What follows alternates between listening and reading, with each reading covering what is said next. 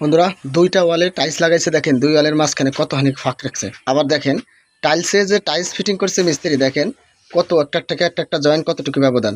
আবার যে পানি যাওয়ার যে স্লোপের পয়েন্ট, এটা কাটছে কিভাবে। টাইলসের জয়েন্ট কোনোটার থেকে কোনোটাই মিল নেই। বন্ধুরা, কাজটা আপনাদের কেন দেখাচ্ছি, আসলে কাজটা দেখার পর আমার ভিতরে খুব কষ্ট লাগছে যে একটা মিস্ত্রি পারে কিভাবে এই এই এই ধরনের কাজ করতে।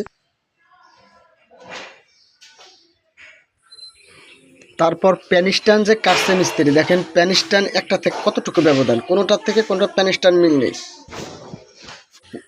ওয়ালের দিকে তাকায় দেন, ওয়ালটা কত হানিক ব্যাকা করছে।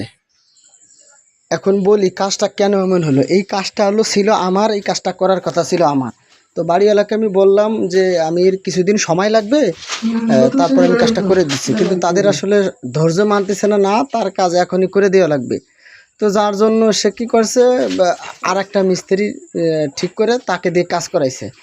এখন সেই কাজের ফল তো আপনারা দেখলেনই। এই এই কাজটা অন্য মিস্ত্রিকে দেওয়ার আগে আগে তার অভিজ্ঞতা সম্পর্কে জানার দরকার ছিল। অভিজ্ঞ মিস্ত্রির অভাব ছিল না। যদি অভিজ্ঞ মিস্ত্রি দিয়ে কাজ করাইতো হয়তো কাজটা আরও সুন্দর। এই জন্যই মুরব্বীরা বলে যে ধৈর্যের ফল অতি মধুর হয়।